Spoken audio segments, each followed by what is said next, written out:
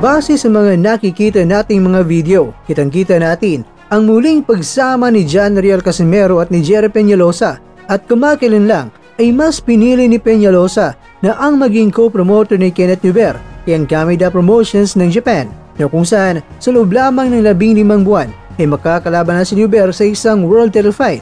Dahil marami ang nagtatanong kay Mr. Kwento kung ano nga ba ang aking opinyon kung paano makaangat muli ang angas ng Pinas. Kaya narito na po ang say ni Mr. Kwento patungkol dito. Pero bago yan ay huwag niyo munang kalimutan na gawin ito.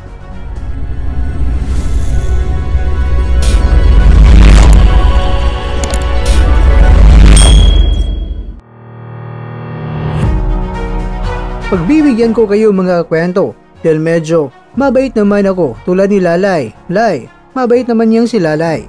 Bitawan mo na yan, Lay. Ang nakakakilala lang ni Lalay ang makaka-relate nito. Well anyway mga kwento, paano nga ba matutulungan ni Jerry Peñalosa itong si John Riel Casimero sa status ng karera ni Casimero sa ngayon? Alam naman natin na si Jerry Peñalosa ay isang dating world champion at ngayon ay isang respetadong boxing trainer at promoter. May malalim na karanasan sa industriya ng boxing, pareho sa lokal at international na antas. Kung matulungan ni Peñalosa itong si Casimero na makapasok rin sa Kameda Promotions sa Japan, maaring gampanan ni Peñalosa ang malagang papel sa pagbibigay ng gabay, estratehiya at suporta sa karera ni Casimero upang mas mapalawak pa ang kanyang tagumpay sa loob at labas ng ring. Bagamat nakaban man itong si Casimero sa Japan, pero baka pwedeng magawa ng paraan ng Kameda Promotions tulad nilang na for life na nakaban nga itong si Luis Neri sa Japan pero kayang tinanggal. Kaya alas pa na ilang buwan na lang ang natitira ay matatanggal na ang ban ni Casimero sa Japan. Kaya naman, sa karanasan ni Peñalosa bilang isang dating world champion, isang malagang yaman, naiintindihan niya ang pressure, disiplina at mga sakripisyo na isang professional na boksingero. Bilang isang Pilipinong nagtagumpay rin sa international stage, kaya niyang magbahagi ng mga makabuluhang aral kay Casimero, lalo na pagdating sa pagganda sa laban, mental toughness, at tamang pamamahala ng oras at katawan. Pangalawa, may malawak na koneksyon at karanasan si Peñalosa sa mundo ng boxing promotions. Bilang dating promoter ng ilang lokal na boksingero, alam niya kung paano i-handle ang mga detalye ng kontrata, laban, at mga legal na mga usapin. Kung makikipagtulungan si Peñalosa sa Kameda Promotions, maaari siyang maging tulay sa pagitan ni Casimero at ang Japanese promotional team upang masigurong pantay ang trato at malinaw ang komunikasyon. Maaring mababawasan nito ang tensyon at kalituhan ng mga kadalasang nararanasan ng mga boksingerong lumilipat sa ibang bansa. Gabay sa training, imahe at career planning. Bukod sa papel niya bilang isang mentor at tagapayo, si Peñalosa ay maaari rin na magsilbing coach-trainer o advisor sa training team ni Casimero sa mga nakarang laban. Nakita naman natin ang kalagayan ng pagkakaroon ng tamang game plan at kondisyon. Si Peñalosa bilang isang teknikal na boksingero noong kanyang aktibong panahon ay makakatulong sa pagbuo ng estratehiya na swak sa estilo ni Casimero, lalo na kung harap na ito sa mga teknikal at mabilis sa mga kalabang Hapones o di kaya mga Meksikano sa ilalim ng Kameda Promotions.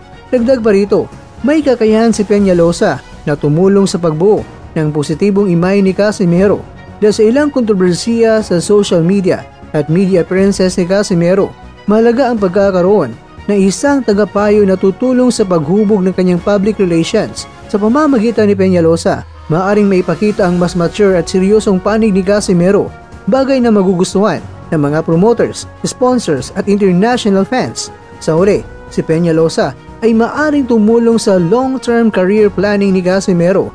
Hindi habang buhay po mga kwento na sa rurok ang isang boksingero, kaya malaga ang plano para sa kinabukasan. Maaari siyang bigyan ni Peñalosa ng gabay sa tamang pamumuhunan, posibilidad na pagiging coach o promoter sa inaharap at iba pang pagkikitaan. At sa ngayon nga mga kwento ay nasimula na ang Cuadro Alas Promotions ni Casimero.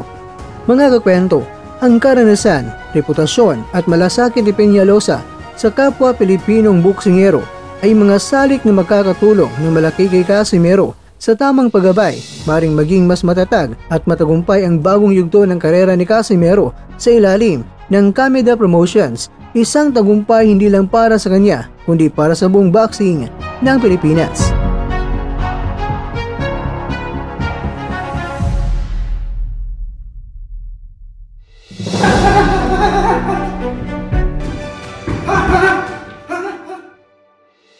Mga kakwento, ay aba, kuhang-kuha na ni Wonderboy.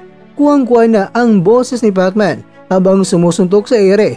Pero kailangan pa niyang mas bilisan para swak na sa bilis ni Manny.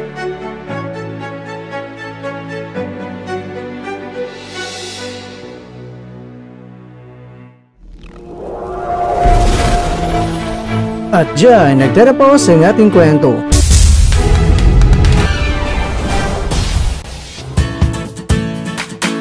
Maraming salamat mga kakwento sa inyong panonood. Pero baka naman mga kakwento ay nagustuhan niyo po ang kwento natin ngayon. Baka pwede niyo po akong mabigyan dyan ng like, subscribe at pa-click na rin sa bell button.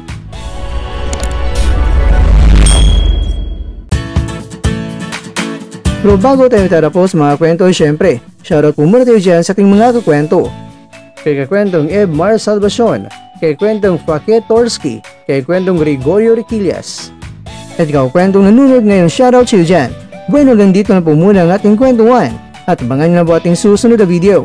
At dito na po yan sa isang channel na kung saan maaring ito'y mga kwentong di pa na kwento sa inyo.